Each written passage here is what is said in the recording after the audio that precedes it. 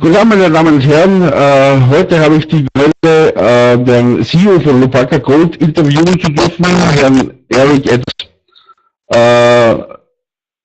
Lupaka Gold ist ein sehr interessantes Unternehmen, auf das ich wirklich sehr gerne näher eingehen möchte und dazu. Und Gott sei Dank hat sich Herr Edwards bereit erklärt, mir da einige Fragen näher zu erläutern. Natürlich der Disclaimer, ich bin kein Anlageberater, kein Investment Advisor und Investitionen in Aktien können im schlimmsten Fall zum Totalverlust führen. Der Disclaimer gilt auch für Lupaka Gold. Es werden verschiedene forward-looking Statements, also vorausschauende Meinungen eben zutage kommen. Man kann natürlich nicht garantieren, dass diese eintreten, und die genauen Disclaimer gibt es sowohl auf der Webseite bullVestor.com oder auch auf der Webseite von Lupaka Gold, lupakagold.com. Yaris, I'm glad to have you here for a few questions. Let's start with your presentation, and I will ask you some important questions through this presentation, and maybe you can start with your personal background. Okay, thanks. Thanks, Helmut. I'm very happy to be here today, and thank you for taking the time and making this available to your clients and subscribers. I'm always very excited and interested to help people understand and get exposed to the Lupaka Gold. My personal background, I'm a geologist by training and have been in the gold business for 25 years. Started off in the field doing exploration and then went into mining operations. Worked for 15 years at various mining operations, both underground and surface. All of it in gold. Gold mining is all I've ever done. I was given the opportunity to then join the corporate office and was a CFO and president for a number of publicly traded Canadian listed gold explorers, and that's what brought me to Lupaka Gold. At the time I joined Lupaka Gold, it was a private company, very closely held, and they needed somebody to complete the initial public offering, raise some money to advance the Crucero Gold project in Peru. I've had some experience working in Peru in previous companies. I've worked in Ecuador, in Argentina, in Peru, and it was an opportunity to get into the ground floor with a really interesting, compelling asset, a chance to build a team and move forward. You don't get those opportunities very often, and I'm very pleased with what we've been able to accomplish and the team that we've been able to put together. So let me translate a little bit, because I cannot store that much information. Der Erik arbeitet eigentlich schon sehr lange im Mining und Exploration Business, für ungefähr 25 Jahre. Alles, was er jemals gemacht hat, ist eigentlich Gold Mining.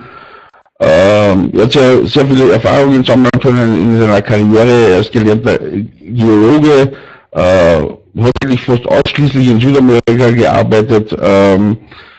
Wie er zu Lupaka gekommen ist, war Lupaka noch privat. Er hat dann mitgeholfen, die notwendigen Gelder aufzutreiben, sind dann public gegangen, und er sagt, also das Hauptprojekt war Crucero, und er ist überzeugt davon, dass man so eine Chance, wie es eben Crucero darstellt, nicht sehr oft bekommt.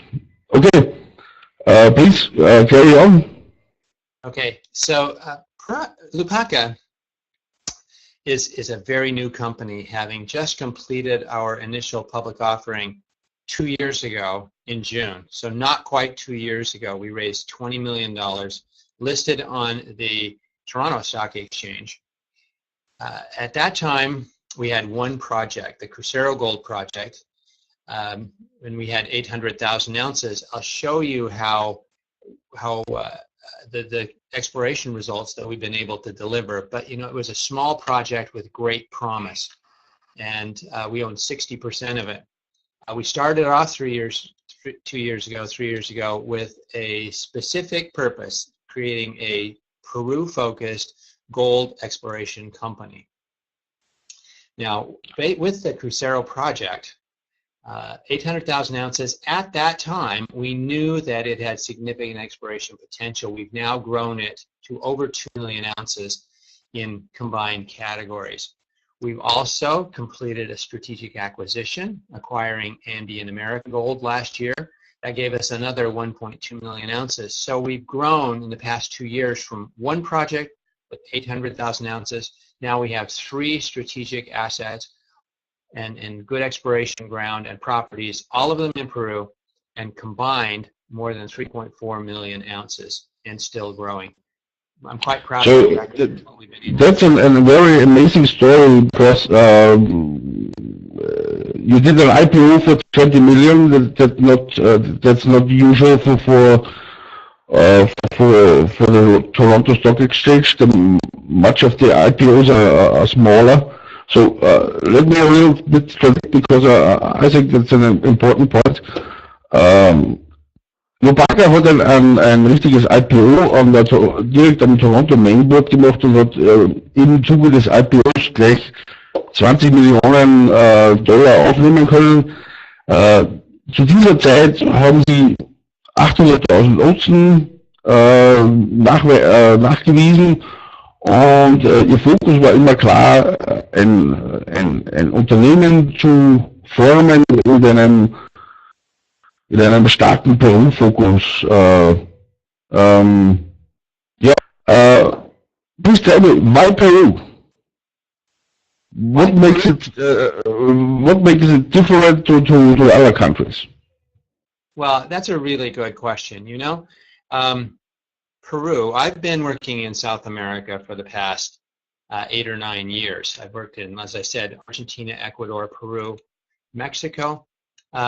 Peru has a long history of mining. They're one of the largest producers of copper in the world.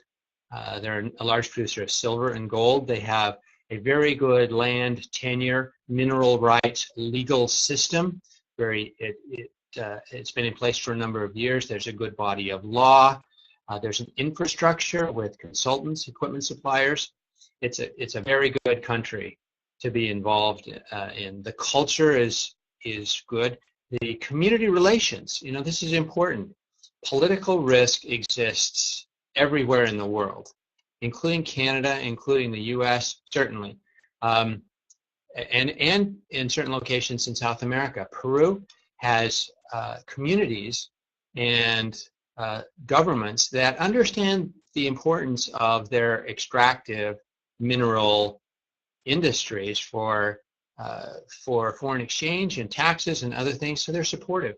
They understand, they want the benefits that come with mining. It's a very good place to be able to do business. And now I won't say that it's easier, but they're supportive. You have to pay attention to what you're doing. You have to be fair. You have to be open, all of which we are. And so we consider it a privilege, and I really enjoy working in Peru. It's not as competitive as Chile or Colombia. It's much safer than other jurisdictions. It's a great country to be involved in. Another important point, I like to translate it. Also, Erik ist ein echter Peru-Fan. Er sagt, ist es eigentlich, also ich habe es jetzt irgendwo so verstanden, ist eigentlich, is it the best South American country to do mining and exploration? From your point of view? From my point of view, yes. You know, we're asked frequently whether or not we would consider branching out of Peru. We started off with a mandate to be Peru-focused. We have other opportunities coming to us in Colombia, in Brazil, but we have chosen at this point in time to remain focused in Peru for a number of reasons. The geology is very good. It remains open to exploration. The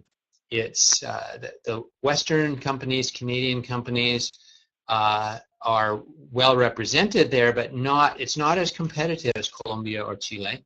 Okay. Lower political risk than Argentina. So it is, in my opinion, the best place in South America, the greatest exploration potential, the least political risk, and the greatest government support. Okay. Von Eriks seiner Warte aus ist es in Südamerika das beste Land, in dem man eben Mining oder Exploration Business betreiben kann. Es ist politisch stabilste, hat eine großartige Geologie und auch die Regierung ist eigentlich sehr unterstützend. Früher hat er mal gesagt, man muss sehr fair sein und muss natürlich genau aufpassen, was man tut. Sollte man sowieso in jedem Land einfach eigentlich so machen. Das sind eben die Vorteile mal grob umrissen. Wir können da auch sehen, wir have here the numbers. Peru is the first number in silver, second number in copper, fifth largest producer of gold, and the second largest producer of zinc. So it has a big mining tradition, also hat eine große Tradition im Bergbau. So I think the mining is the biggest business in Peru. It is. It provides the greatest contribution to foreign currency exchange and to taxation and benefits in the country. Yes. Bergbau ist eigentlich der größte Wirtschaftszweig in Peru und die peruanische Regierung weiß natürlich auch dies und jede Regierung will natürlich schauen, dass das Geld ins Land kommt und ist aus diesem Grund auch sehr unterstützend.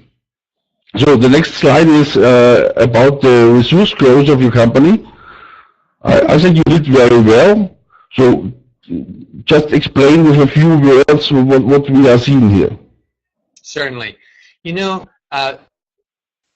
results matter in this business, and this chart is one that, this is our resource table. These are all compliant with regulatory requirements. This is a 43101 compliant resource, meaning that it is technically based, it is comparable, it has been audited by technical experts in Canada. We started off with 800,000 ounces in Crucero only. At the end of last year with our drilling, with our new resource table put out in March of 2013, we now stand at just 3.4 million ounces. It's remarkable growth for a junior exploration company. The gray scale that you see has been delivered to exploration at Crucero. The gold that you see is our strategic acquisition of the Invicta project, a new project for us. But this is, in terms of comparison with other junior exploration companies, this is what people need to look at. This is the ultimate objective of what we're trying to accomplish: discover and find gold. Everything that we do drives toward this. So this is a very compelling graph. Our finding costs are some of the lowest in the industry at less than $3 an ounce. Our discovery rate on drilling last year was a little under 100 ounces per meter drilled. Very competitive statistics, and I'm very proud of the efforts of the team and our final result, which you can see here in our resource growth. So, was der Erik uns da zu vermitteln versucht, ist eben die Schnelligkeit des Wachstums von Lupaka Gold. Sie haben 2010, man sieht es noch deutlich, Sie haben 2010 angefangen mit gut 800.000 Unzen und sind jetzt über 3 Millionen Unzen. Ein Teil davon ist durch Exploration passiert, also durch eigene Arbeiten. Und der goldene Teil hier oben ist eben durch eine strategische Übernahme passiert. So you got quadrupled your resource through exploration and through acquisition. Yes, that's true. That's true. You know, you can do I mean, Crucero is a very good project, still has a lot of exploration potential. These kinds of results, we're looking for these. Now, this is exploration, Helmut. I can't guarantee that we'll be able to deliver these results going forward, but we have some very compelling properties, and I think that we're going to be able to continue to grow the resource of the company. Yes, we've quadrupled it in the last 3.5 years. So we got two questions from interested investors. So is it in Peru? Is it very difficult to get some permits for drilling or for mining? I think that the answer to that question is it's comparable with other modern jurisdictions, which means that you have to undertake to do your environmental studies. You have to provide for reclamation and remediation. You have to do water characterization studies. You submit your applications, the government reviews them, and then grants the permits. We've been there for 3 years. We've been able to receive all of the necessary permits and licenses and bonds that we've applied for. So it's no easier than any other modern jurisdiction, but it's not difficult. There's a very well-defined procedure and body of law. You follow the steps, you take care of your business, providing for the environmental, the water quality, and the social needs of the communities, and then you're granted the right to explore. It's not, but it does take a little bit of time and effort, but that's okay. That's what we do. That's more than mining. I'm sorry, Helmut? That's more than mining. That is the way to do it worldwide. To taking care of the environment and all that stuff. That's the future. That's absolutely correct. And you know, this is the advantage that we have as a small company just getting started. We have the opportunity to structure our business such that this is the way that we operate. You know, we take care of these things. We take care of the, you know, we have respect for the local communities and stakeholders.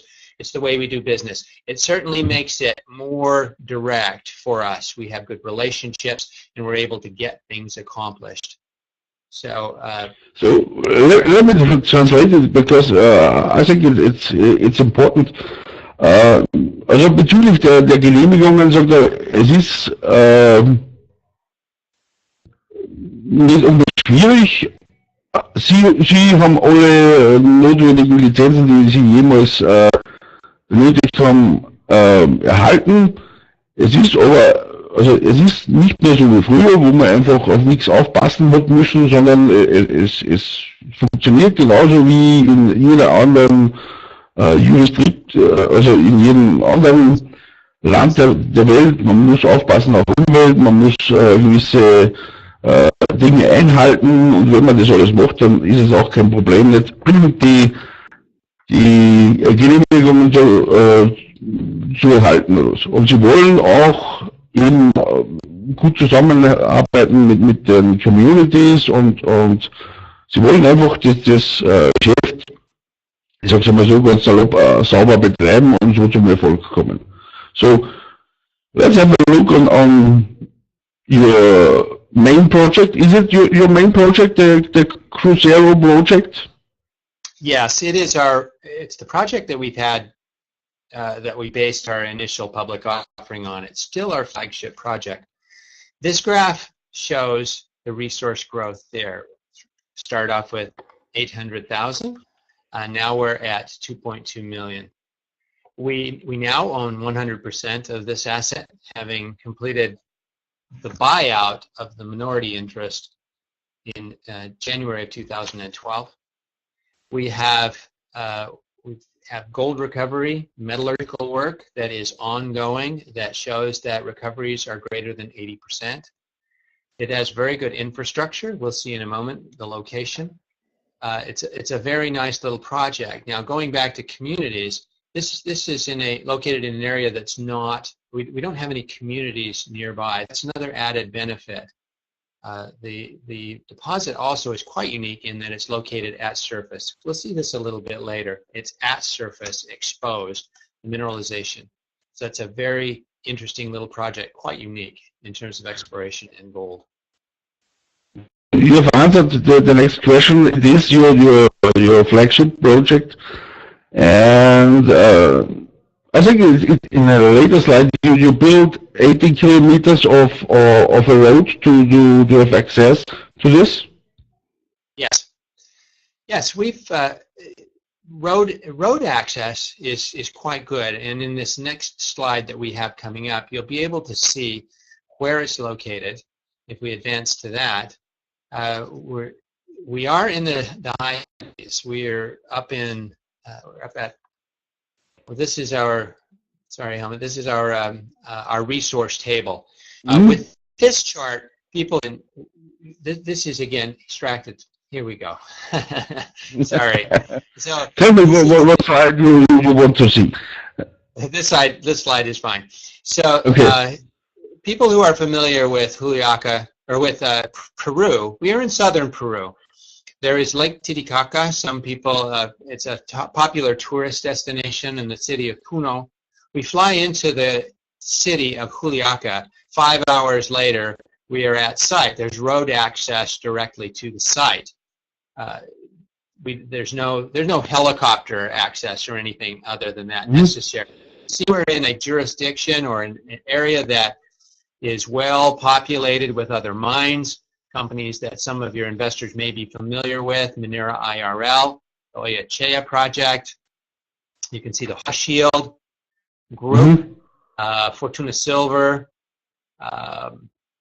There's a number of projects.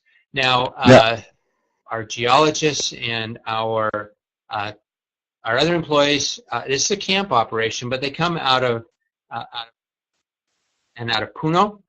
So access is very good. It's quite interesting to be able to drive there and back in one day. You can do it.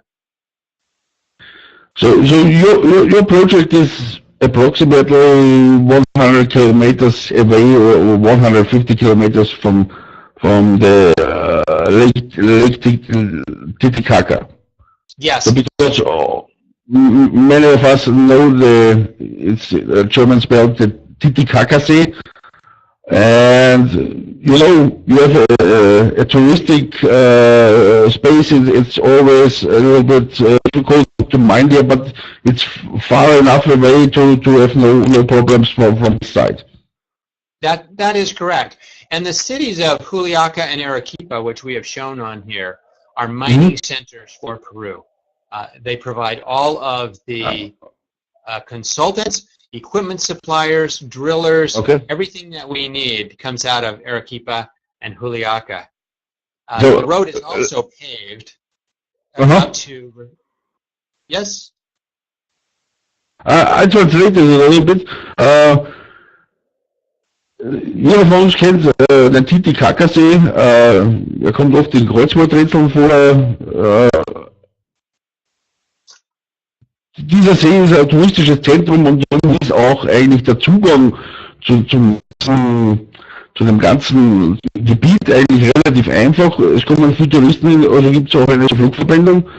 Es ist aber, das Cruzeiro-Projekt ist aber dort einfach weit genug entfernt, dass man da nicht irgendwo in Naturschutzprobleme reinkommt. Wie auch, also er hat auch erklärt, das ganze Gebiet dort ist eigentlich ein Bergbauenzentrum und all die Dinge, die sie brauchen, wie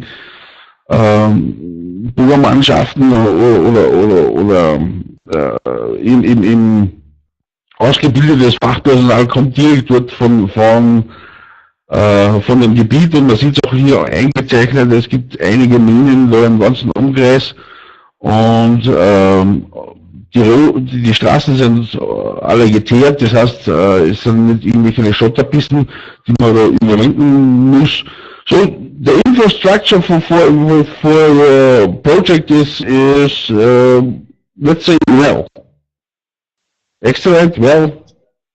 The infrastructure is quite good for the Yeah. project. The road is paved to Rosario, and then it's an all-weather road. We access in and out of our camp year-round, even during the rainy season. So it's access is very good. This next slide shows this is a very well understood and well documented geologic feature that extends through South America, the orogenic gold belt. The Crucero Gold Project is located in this orogenic gold belt. That feature right there hosts tens of millions of ounces of gold, number of producing properties. These run down the middle of the spine of the Andes. These are all low-grade metamorphic, structurally controlled gold deposits. The silver belt lies right next to this, just a step over closer to the coast. So many of the Hochschild's properties, the Buenaventura properties, are just off of this gold belt, just at one step closer to the coast. This is a very well geologic feature and provides us with a number of opportunities for exploration. So, was er gut erklärt eben, dass das Crucero-Projekt eben in dem Goldgürtel liegt, der also eben da über Peru bis runter nach Chile und Argentinien zieht und sorry, also eigentlich ein gut anerkannter, also Streifen, sagen wir, wo man eigentlich sehr gut zum Erfolg kommen kann. So, let's go to the next slide. Okay. This is Crucero. We see the different zones there. So just a few words about where can we expect what. Okay, very good. This is an interesting point. You can point with your mouse on the zones if you want. I think you will have a spot that we all can see what you. Yes, okay. The A1, that circle that shows the A1 zone right there, Helmut, that is where our 2.2 million ounces is located. That's the only exploration anomaly that has been drilled so far. We've been drilling on that for the past 2.5 years. These other areas that are designated and shown there, A3, 5, A11, those are other exploration areas that we have identified through structural geology, through ground magnetics, geophysics, geochemistry, that we know contain mineralization. We're doing the field work right now to further refine our understanding and to target the next round of drill holes. That work is ongoing this year. But the important thing for potential investors to keep in mind, A1 is the only one that's been drilled. A1 holds our 2.2 million ounces. We have 10 other opportunities that we've identified so far that could repeat that success. We are doing the work right now. We'll be drilling perhaps the end of this year, depending on how the field work goes. But you can see from this photo that we are, even though we're in the mountains, we are in one of these broad, flat air valleys. And this is why infrastructure, roads, moving drills, things like that, is relatively easier than some other locations. The topography here is not a big challenge to us. It's a very well situated site in terms of local, and you can see there's no communities. It's just it's good exploration ground. You can move around quite easily. So this brings me to the next question, which was coming in. Is it very difficult to work on an elevation of 4,300 meters? Yeah, that's a really good question. The Peruvians, have been working in these elevations for centuries. So we are at 4,300 meters, 4,200 meters. There are operating mines in Peru that are up in 5,200 meters. So this is not difficult. The people who work regularly at this elevation have no trouble at all. When I go there, I'm coming from sea level. I live in Vancouver, Canada. When I go there, it takes me a day and a half to get used to it, and then I acclimate quite quickly. So Westerners take a day or two to get used to it. The Peruvians work here with no difficulty at all. Okay. Ich habe gefragt, eben ob es ein Problem gibt, auf einer Höhe von 4.300 zu arbeiten. Erik hat gesagt, für die Peruaner ist eigentlich kein Problem, sie sind an diese Höhen einfach gewöhnt. Wenn jetzt einer aus Vancouver oder aus St. Valentin oder hinkommt oder so irgendwas, dauert es meistens 1 oder 1,5 Tage, bis man sich eben an diese Höhenlage gewöhnt. Und dann geht es eigentlich auch ganz gut. Peruaner, was ja höchstwahrscheinlich irgendwann einmal die Arbeiter sein werden, falls das Ding da in Produktion gibt, haben mit der Höhe kein Problem. It's not from mining, but I'm remembering I was going with my Alfa Romeo over a mountain in Austria, and it was an elevation of 3,000 meters, and I felt the car lost all of its power because there's no oxygen in the air. It was a little bit weird for me. Yeah, sometimes you have to make equipment modifications. Sometimes you have to. Our trucks are turbocharged. We use the little diesel turbocharged pickup trucks, but they work fine. Turbocharging at this elevation is sometimes necessary, but the equipment works fine and is designed to work at these elevations and higher. Okay. Also er sagt, es gibt einige Maschinen, wo man ein paar Modifikationen machen muss. Also Turbodieselmotoren sind in dieser Höhe einfach besser und die Maschinen sind dazu gemacht, eben auf diesen Höhen auch zu arbeiten und auch noch höher. So there's one other point, Helmut, that is important for people to understand, and this is a new discovery. Oftentimes in Peru, you find that some of these deposits go back to the Spanish times. Some of these deposits have been understood and have been producing since the Spaniards were there. 500 years ago. That's how long of a history Peru has with mining. Crucero is a new discovery, a new district.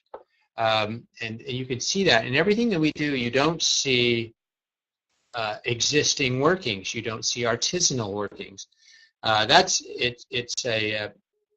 why we say this is Peru's newest gold discovery, because it is still growing. We discovered it. We're developing it, and you can see from as you look at this that the field is wide open for exploration. This slide. I'm sorry. That's a very interesting point. Was nämlich der Erik da uns sagt, oder so, die meisten, wie soll man sagen, Bergbaubetriebe oder so irgendwas gehen eigentlich zurück auf die Zeiten, wo die Spanier im Land waren, und Crucero ist eine komplett neue Entdeckung. Es gibt auch keine, wie soll man sagen, kleinscaligen Abbau von irgendwelchen, wie soll man sagen, Indios von der Gegend.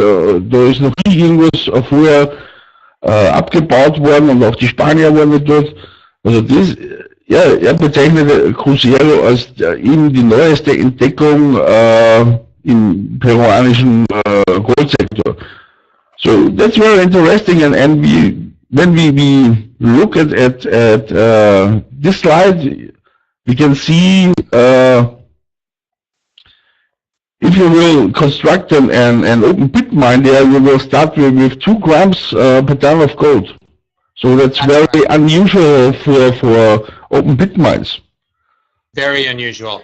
And that's one of the reasons that I originally decided to join Lupaka Gold, was because this deposit is quite unique. It is exposed at surface. It outcrops. You can stand on this ground. You can look at it. You can see the mineralization change.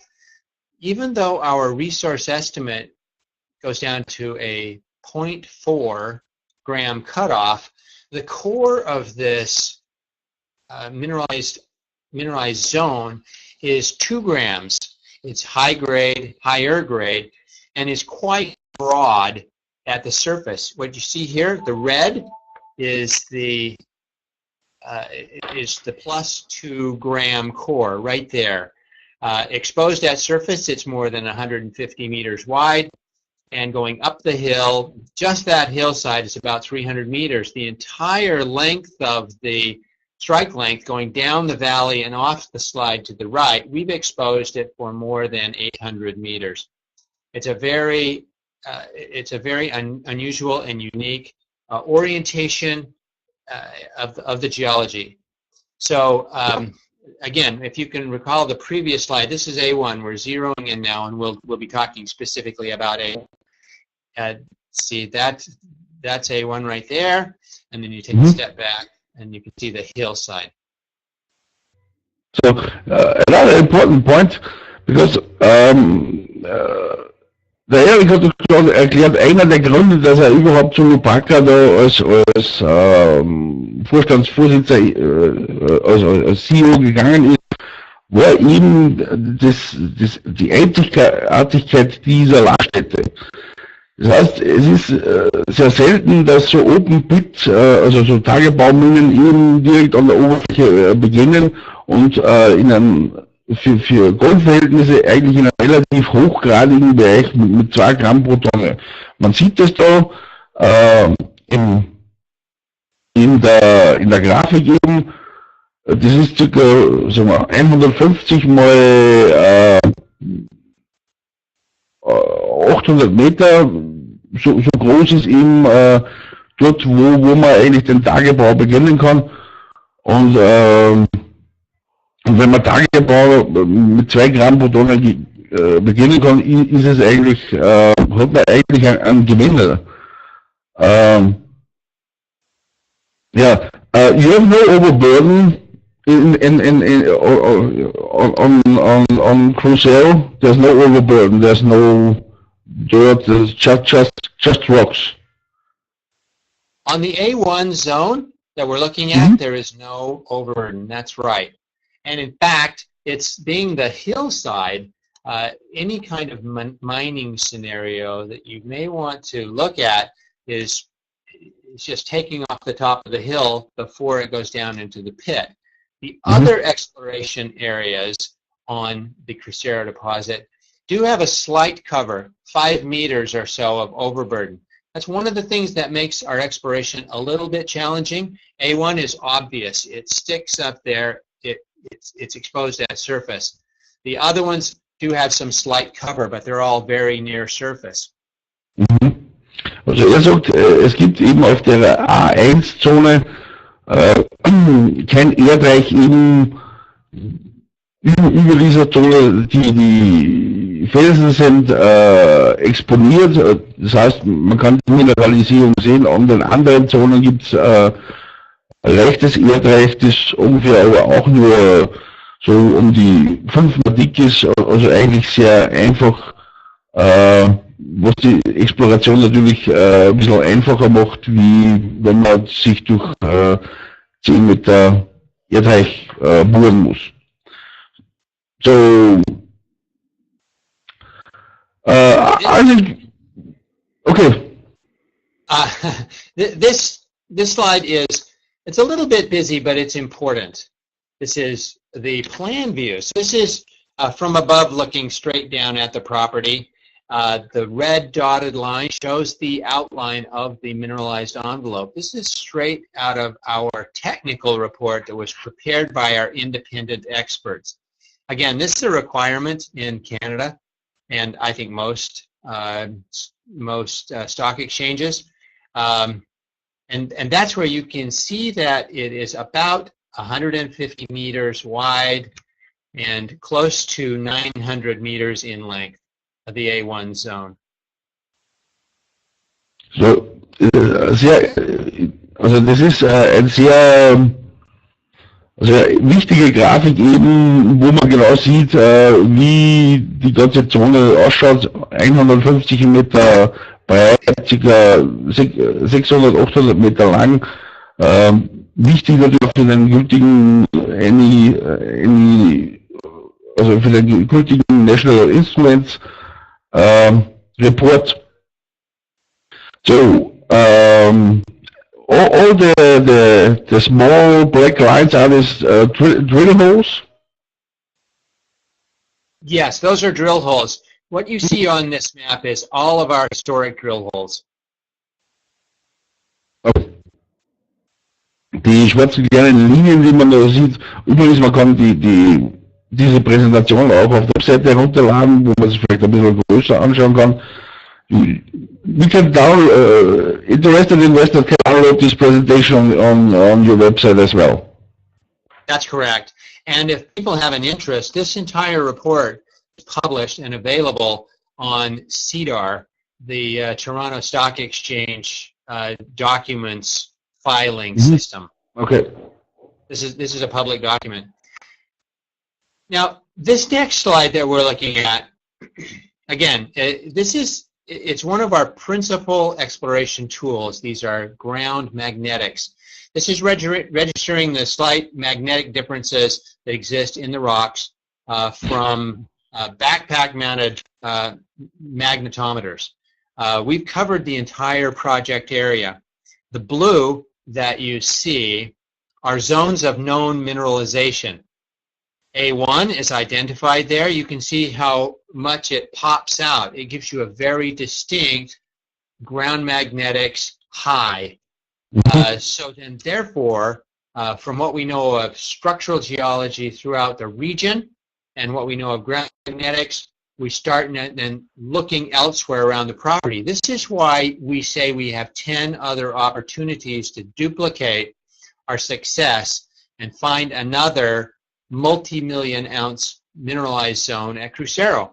Down here, the Chaska area that you see, A3, 4, and 5, are very large, very highly mineralized. Others, the A10 is very interesting. When you get up into the north, A7 and A8 are also complemented by very strong regional structural components that we know provide us with some mineralizing, the conduits for the mineralizing fluids to emplace the gold. So this is why we're so excited about Crucero. Again, this is a new discovery. These have not been explored. They've not been drilled. They provide tremendous blue sky potential for us. And the groundwork is going on right now to follow up on these. And hopefully we'll be able to start coming up with some positive results this year, certainly, and be back into the field, back drilling as soon as we can generate high confidence drill targets. So, Eric erklärt kurz, you're looking for the blue spots. It seems you're looking for the blue spots. That's correct, because, you know, again, I'll remind you, the A1 zone, you see how distinct the blue is. It's so distinct. So that's where we have our current mineralization. So now we start looking elsewhere for those same signature elements. Yes, we're looking for the blue spots. Chaska is very interesting to us. It's very large. So, Erik schaut nach den blauen Punkten, weil die blauen Flächen bedeuten, dass sie da sehr starke elektromagnetische Anzeichen haben, dass da was Interessantes im Boden sein könnte. Nobody can look at the ground and nobody knows what's below the surface. But the blue spots are the important signs to look after. That's right. The blue identifies zones of known mineralization. We know the blue is mineralized. So those will be the zones we'll be following up with. So it seems they're much larger the zones on your ground than the existing one. That is right. The Chaska area is covered with about 5 meters of soil and alluvial cover, so there's no outcrop. It makes the exploration challenging. We also do not know, Helmut. We know it's mineralized. We know that there are large zones of mineralization. We need to test these and follow up to see whether or not there's gold associated with it, but we know it's mineralized. So, there's in A1, there's gold associated with mineralization, strong structural controls, good receptive host rocks. The same exists in Chaska. We need to get in there and do the field. So the main reason that you started at A1 was there was no overburn. It made it easy to explore, and now you was successful on A1, and you have a similar geology on the other side. So you are looking now after the big treasure. Okay, A1 is a big treasure, but you are now looking after the much bigger treasure, maybe. That's right. That's right. And sometimes you might look at this kind of a ground magnetics map, and it may seem easy to chase just after the blue. But you have to understand, these are large areas. The Chaska ground magnetics anomalies are 2.5 kilometers in length by over a kilometer wide. These are large areas. Drilling is expensive, and we want to make sure we've got a good treasury, we have a good cash balance. We want to make sure we spend that money wisely in the most cost-effective manner. So we're focusing this year on field work, but Chaska has the potential to be much larger than A1. You're right. Okay. So die blauen, wie soll man sagen, die blauen Punkte hier, die blauen Flächen hier, die eben mit Chaska bezeichnet sind, haben das Potenzial, weitaus größer zu sein, wie das bisher explorierte, also die sogenannte A1-Gebiet, die eben die ganze Goldressource des Unternehmens also des Cruzeros, der Crucero-Lagerstätte trägt. Die richtig großen Dinge scheinen da eben in dieser Chaska-Area, also in diesem Gebiet Chaska zu sein. Der einzige Grund, warum man eben auf A1 angefangen hat zu bohren, ist einfach, weil dort der Felsen exponiert ist. Das heißt, man muss nichts wegräumen. Man hat keinen Oberboden, man hat kein Erdreich, man kann direkt, man sieht die Mineralisierung direkt auf dem Felsen, man kann dort reinbohren und da eben diese Bohrungen dort so erfolgreich waren oder so irgendwas, ne, wird man sich natürlich jetzt die anderen Bereiche eben auch ganz genau anschauen, weil sie eben speziell auf Chaska ein weitaus größeres Potenzial bieten, als man vielleicht bisher angenommen hat. So, here we see the areas once again. I think we have explained that very well, but if you have to say some additional information about these areas, please. The stage is yours. This is what we call regional structural geology. These are fault lines, faults, and fractured zones. What you see on A1, which is it's identified there in the middle, is where these faults and fractures come together are areas where it's highly broken up. the mineralizing fluids are able to come in and replace the gold. So it's at these areas of confluence where you're looking for some of your mineralized, your largest mineralized zones. There are two distinct sets of fractures that are faults. There's a north-south one, and then there's a northeast or northwest-southeast. A7 and 8 lie at the confluence of some of these. We haven't put them on the map, but A1, you see the orientation for A3, 4, and 5. They follow these major structures. So we look, when we're doing exploration, we're looking for structures, we're looking for ground magnetics anomalies. We follow that up with geochemistry from surface. We follow it up with detail mapping, and then we start identifying drill sites. But from the structural geology and the ground magnetics, this is where we get our optimism about the exploration potential for the Crucero project. So, auf dieser Karte sieht man jetzt, wie die ganzen Lagerstätten da möglicherweise ausgerichtet sind. Es gibt da verschiedene Strukturen und sie folgen eigentlich an bestimmten Mustern. So kann man natürlich auch annehmen, dass zum Beispiel A8 ähnlich ist wie A1 und A7 ähnlich wie A3, 4, 5. Die ganze Geologie besteht natürlich aus verschiedenen Komponenten und es wird berücksichtigt, weil man will natürlich, dass das Unternehmen investiert, natürlich auch gute Erfolge haben und darum wird jetzt einmal da auf diesen Zonen einmal ein bisschen näher nachgeschaut, ob das wirklich, also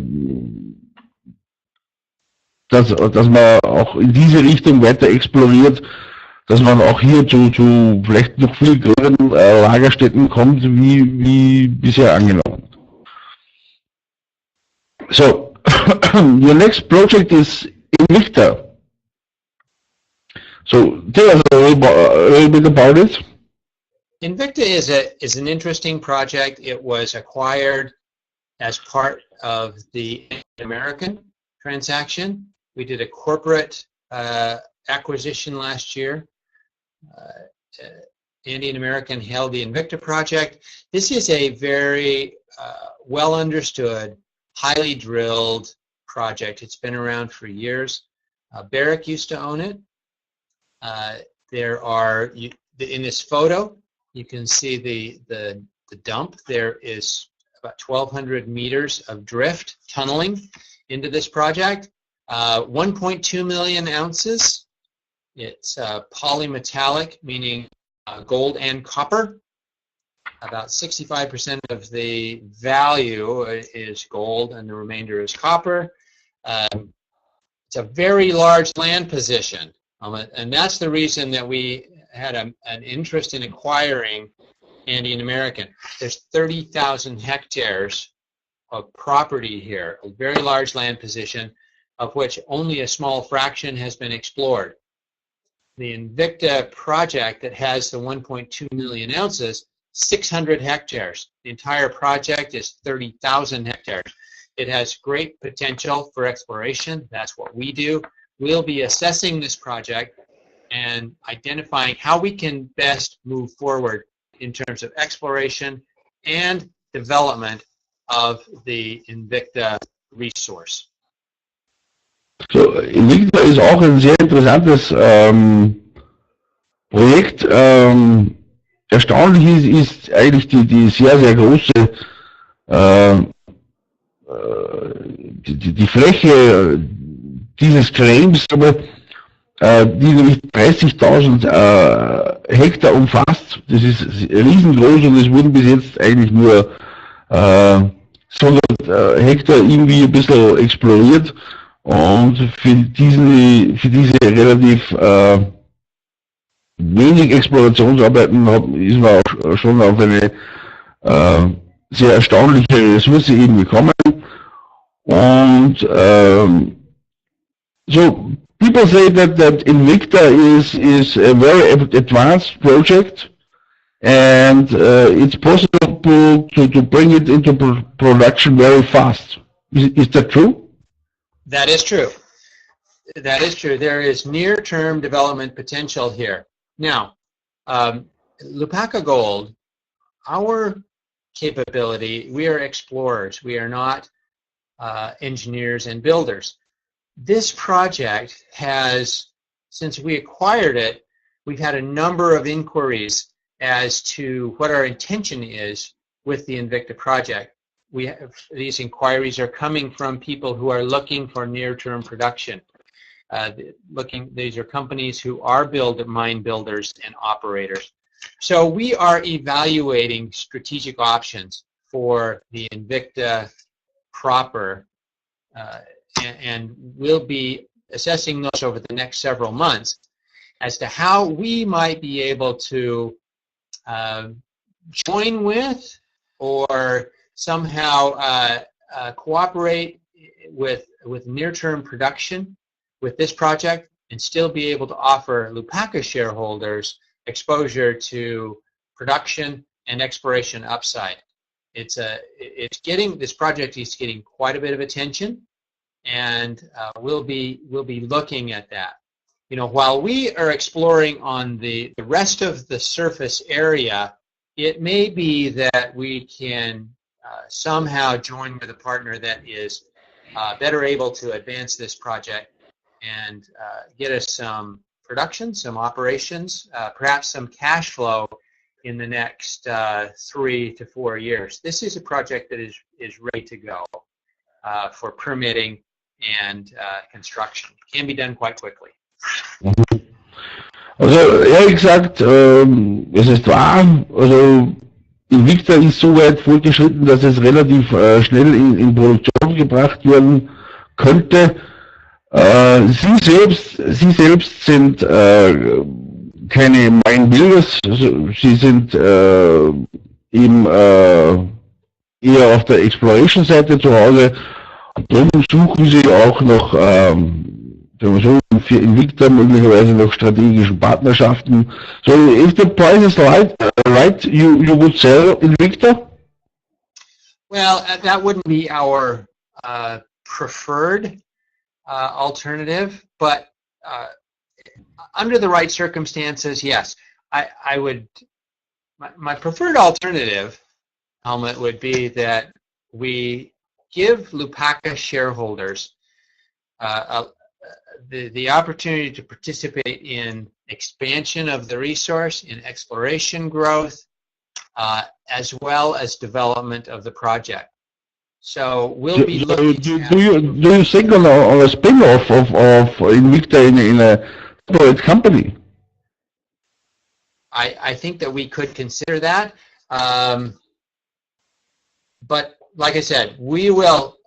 My preferred alternative here would be that Lupaka would continue to explore on this large prospective land package, and that we join up with a partner to help us develop the resource, the currently identified 1.2 million ounce resource. That would be the best alternative for Lupaka shareholders. Also, Erik meint, das Beste von seinem Standpunkt aus wäre jetzt nicht unbedingt der Verkauf. Er schaut jetzt nicht unbedingt, dass er das irgendwie anderem anbringt, sondern das Beste, er will natürlich das Beste für die Aktionäre, und auf längere Sicht gesehen würde das bedeuten, dass er ihm auch noch einen Partner umschaut, der ihm die riesige Fläche, dass man da mal genau nachschaut, was da wirklich noch alles gibt. Und er ist sehr überzeugt von dem Projekt, und er glaubt dann, dass sie die Ressource noch wesentlich vergrößern lässt. Okay, that's quite interesting. So let's go to the next slide. You have a very large share position in Southern Legacy. Yes, this is the second asset that was held by Andean American. Southern Legacy, a publicly traded company. We vended, well, Andy and American vended some properties into Southern Legacy in exchange for common shares. We now hold those common shares. We hold 17% of the common shares of the company. We have 2 board representatives, and we try to assist them where we can. But it requires no time from our management team. This is a common share holding. That being said, it's a very interesting strategic asset for us. Southern Legacy is a property that lies between 2 operating mines. Buenaventura, Tantotai property, Goldfields, Cerro Corona. They're only about 10 kilometers distance from each other. Southern Legacy lies in between them.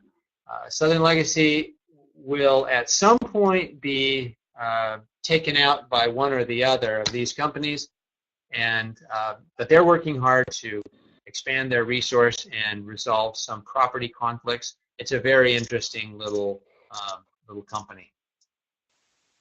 Okay, so we could say you have an additional 500,000 ounces because it's the share of Southern Legacy you own.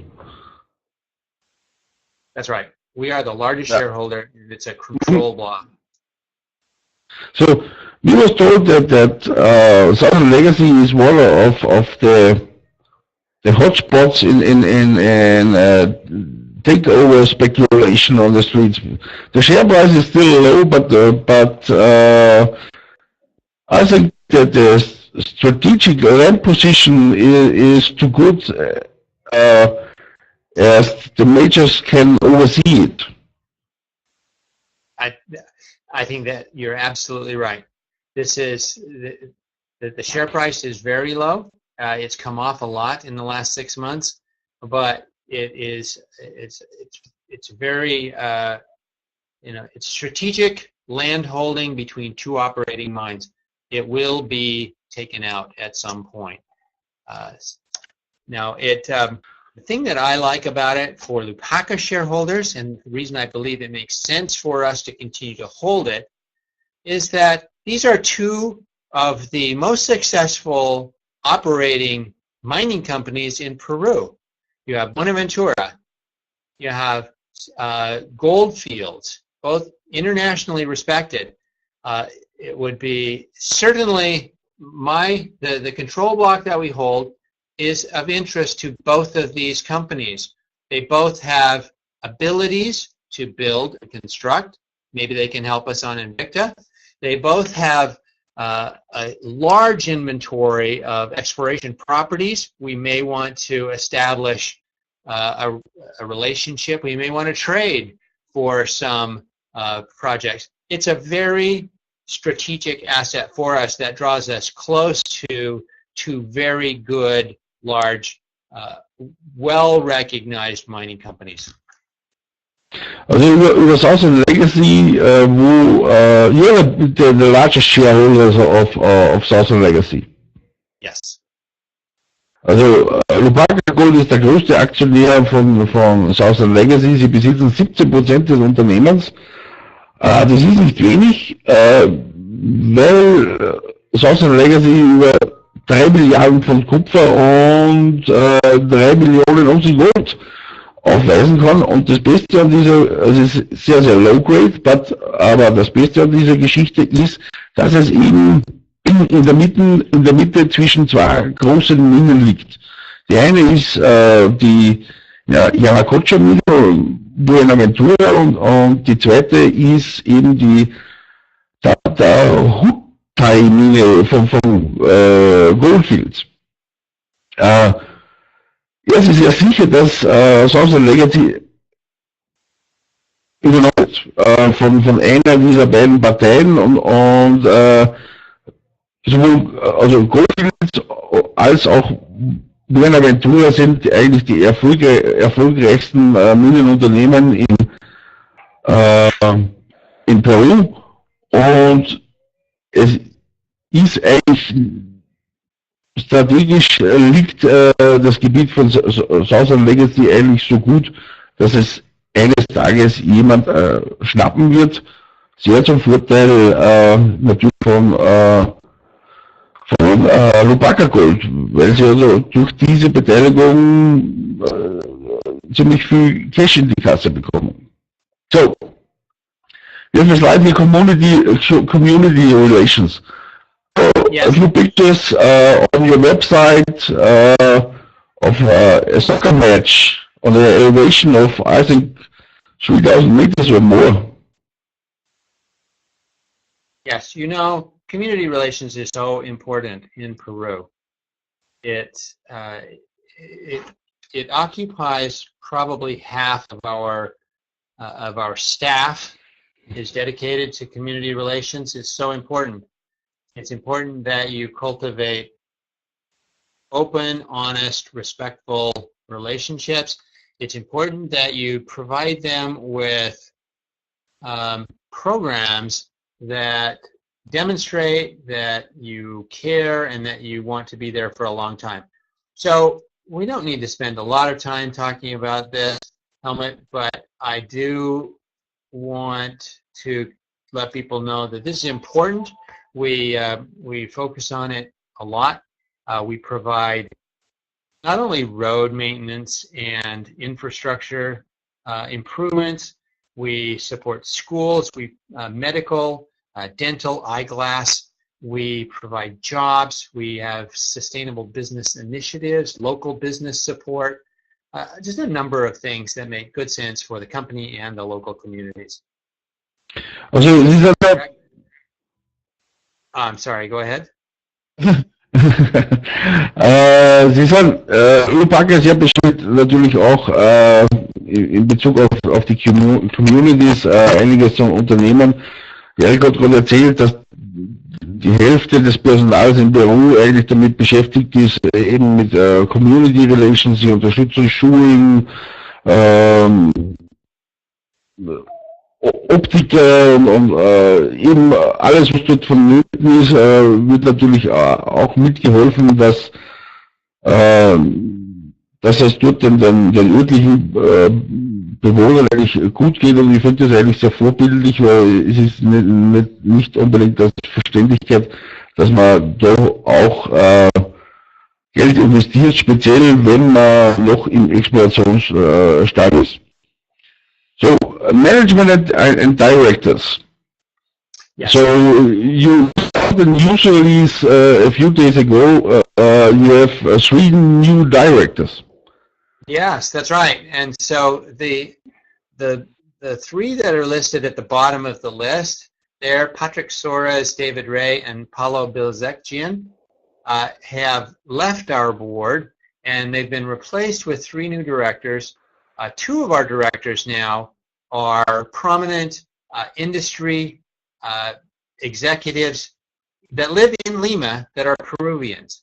Our 3rd new director is the president and CEO of Panoro Resources.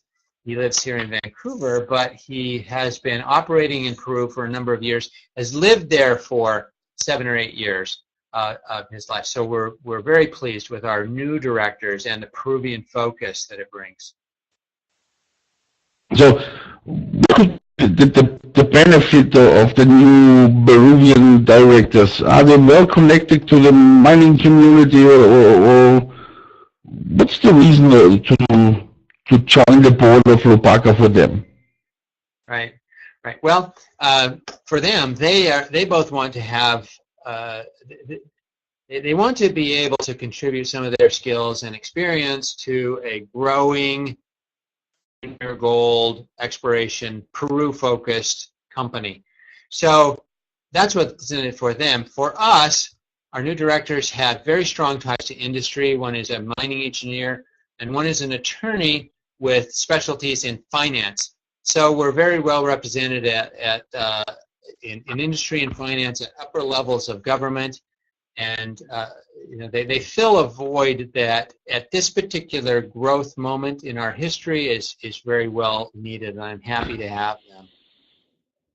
Okay, yes, eben die neuen Direktoren, die eben aus Peru kommen, sind sehr gut eigentlich in den wichtigen Bereichen sehr gut eben connected, speziell in Peru, und er ist sich sicher, dass sie ihm in verschiedenen Bereichen ihm auch helfen können.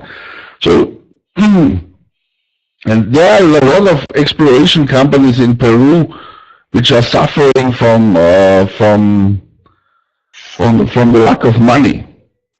So you are not suffering, you are very well financed. We have enough money to be able to implement our business plan. It's not a lot of money, but you know, in this market in Peru, what we are seeing is that companies that did not raise cash have not been able to raise cash, and they're running out of money. You're right. So the opportunity for us in this market is,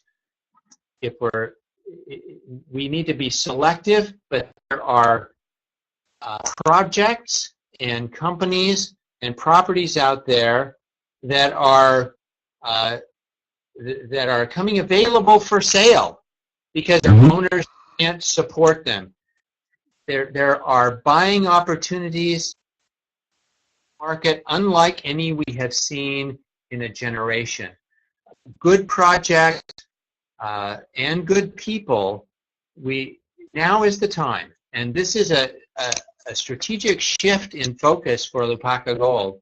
Is that we are looking. We've put together a team of experienced geologists that are dedicated to the project evaluation, project acquisition. We intend to put out press releases through the summer as the team identifies and options and acquires some of these projects.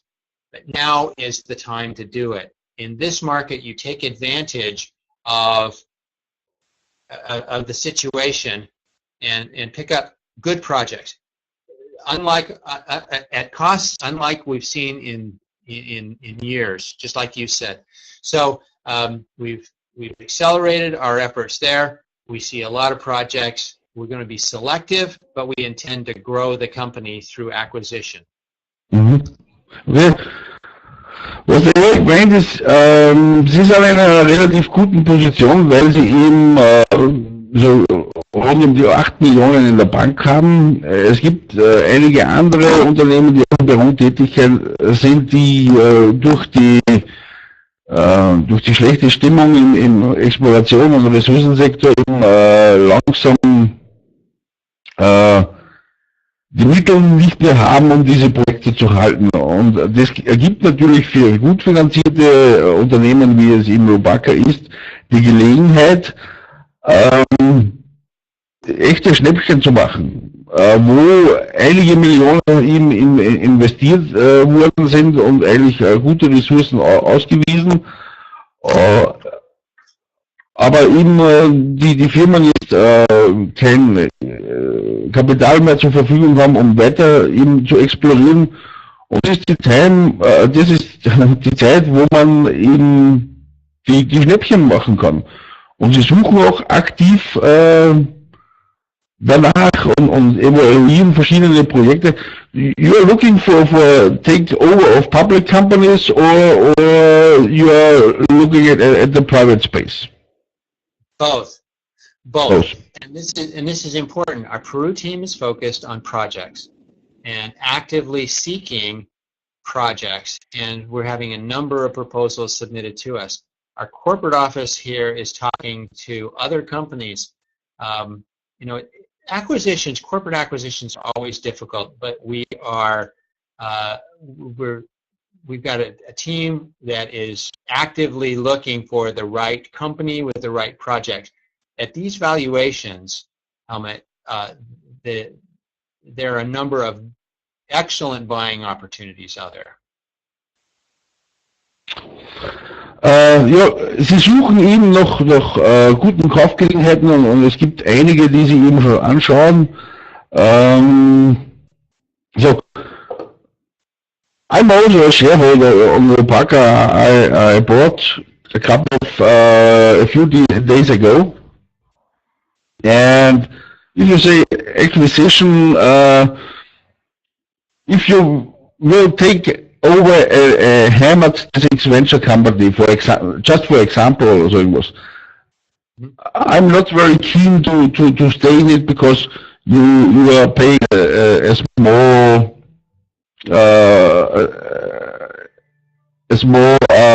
you're paying more than the share price, and all the existing shareholders will hammer it down. So, from my point of view, that's just my opinion. It would be better to explore more in the private sector, because that's not that dangerous and than an acquisition in the public market. So it's just my opinion. No, okay. You're right. You're absolutely right. We are active in looking at projects, but we have to remain open. And maybe this is clarification. We have to remain open to other possibilities.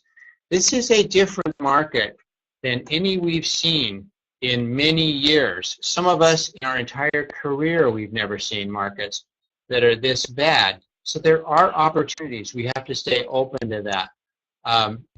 You need to be cautious. You're absolutely right. Our focus is on and project acquisition in Peru, but we have to stay open to all opportunities. Okay. Also, es war nur meine Meinung, also irgendwie, wenn man da irgendwo sagen wir so, eine TSX Venture Firma übernimmt, eben, wo schon einen Haufen enttäuschte Aktionäre gibt, und dann gibt es einen Aufpreis von 30% oder so, dann ist das nicht besonders förderlich für den Aktienpreis, weil es dann immer ein paar gibt, die dann schnell Gewinne mitnehmen. Sie schauen sich nach allen Seiten um. Es gibt sehr viele interessante Projekte. And maybe we can see some acquisitions in late summer or fall. I think that that's safe to say. We have a very ambitious schedule, and I would like to think that we could have a couple done by then. So, also glaubt auch, dass glaubt sogar, dass ein paar Übernahmen vermelden kann, und ich glaube, dass es sehr interessant für jeden Lupaka-Shareholder ist, was jetzt auf uns zukommt, weil man kann relativ billig jetzt einkaufen oder irgendwas, was sich auf die Gesamtressource der Firma aber dann sehr positiv auswirkt. Also man darf das nicht vergessen, und irgendwann werden die Firmen dann eben wieder noch den Unzen im Boden bewertet oder irgendwas, und dann sagt man, okay, Lupaka, die haben ja 5 Millionen Unzen, und der Preis ist bei $5 pro Unze. Und dann ist der Zeitpunkt, wo man als Lupaka-Shareholder eben großen Vorteil hat. Also you can now hunt for bargain buys. Maybe you buy some deposits for very cheap money, and when the market is changing and the valuation starts to be normal again, you will have a huge resource, and everybody says, okay, Lupaka, they have 5 million ounces in the ground, and it costs nothing. And then I think then will be the time that the company's share price will rising very fast. If the market changes a little bit and you have done acquisitions, I think that you could be a winner of all of this situation. Well, and that's what we intend to do. You know, we see an opportunity in this market. We have an excellent Peruvian staff. We have a good cash balance. We've proven to the market that we are good explorers in growing our resource base. We've proven to the market that we can do a corporate transaction. We've demonstrated and delivered these growth results. So we're quite unique. Our share price is low, but we believe that astute investors can see that there's a company here that's quite different. We have a very clear strategic vision. We want to buy projects in Peru while we continue with our base studies and field examinations of Crucero and Invicta. We're very focused, and we intend to deliver value to Lupaka shareholders. It's a very interesting marketplace. We'll just have to see how it works out, but there's buying opportunities for smart investors right now, and we would like to have and would welcome any that would be interested in coming into the Lupaka story at this particular time. It's a great buying opportunity. So, ja, ich sehe das so, dass es in dieser teilweise sehr bedrückenden Situation, in dem die Mining- und Exploration-Firmen eben sind, natürlich auch für die Starken, sage ich mal, natürlich sehr viele Gelegenheiten geben wird. Und die gilt es eben jetzt zu nutzen. Er betont es nochmal, er hat den Peru-Fokus, er möchte das unbedingt weiter ausbauen, und er ist sich sicher, dass er auch diese Situation zum Wohle der Aktionäre nutzen kann. Und dann kommt meine Meinung, und dann, wenn der Markt wieder zu drehen beginnt, und das wird, man weiß es nicht, vielleicht ist es nächstes Monat, vielleicht ist es erst im Herbst oder so irgendwas, und dann wird man aber als Aktionär der Firma, wie ich es bin, sehr schnell zu sehr guten Gewinnen kommen können. So, there's a slide. I think we have already discussed the themes, the solid cash position, warum jetzt gerade Lupaka, die solid cash position, also die große Cash-Position. Man hat gut wachsende Ressourcen, speziell Crucero. Das ich würde schon sagen, fast sensationell ist eben die hochgradige, also relativ hochgradige Mineralisierung, die eben direkt an der Oberfläche beginnt. Und es gibt natürlich auch noch weitere Wachstumsmöglichkeiten. Wir haben das im Chat schon erwähnt, dass die Projekte selbst zu groß sind und nur ein minimaler Teil davon eigentlich exploriert wurde. Also das Potenzial nach oben ist eigentlich sehr, sehr groß. So. Yeah, I think it's now, how long we are talking? 1.5 hours. So yeah. There's an appendix that repeats a little bit what we've done. We don't need to go through the appendix, Helmut. It's available on the website. If people have an interest in looking at any other points, it provides some additional detail. There's a number of resources on the website for people. We'd encourage people, we're proud of our company. We encourage people to look at our website. It's very complete in identifying other aspects about Lupaka Gold. I have to say there's also a very interesting video of your resource at Crucero. You can see it in detail how it dips down, and it's very interesting to see this. Das ist ein sehr interessantes Video auf der Webseite, die Ressource eben genau zeigt, wie sie drinnen liegt und wie sie beschaffen ist und die Bohrungen gegangen sind. So we can find a lot of information on your website, also a lot of interesting pictures. So I would say let's come to a good end. It was very interesting to learn about Lupaka from you. So from my point of view, if you are looking at Lupaka from the outside, it looks not that interesting, but if you go inside, it's one of the best exploration stories I've ever seen. Well, thank you, Helmut. We feel that way too.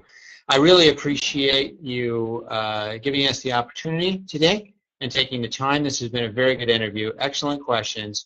If we have a, we make ourselves available for follow-up. If anyone would like additional questions answered, feel free to contact us at the website address that's listed, and we're happy to always help people understand better the Lupaka story. Okay, I have to say thank you to you, Eric, because it was really interesting, and I'm looking forward to hear from you again, maybe after the first acquisitions are done, or maybe after a few very exciting exploration results, or let's see what happens in the next weeks or months. And I'm looking forward to talk to you again. Okay, excellent. Thank you, Helmut.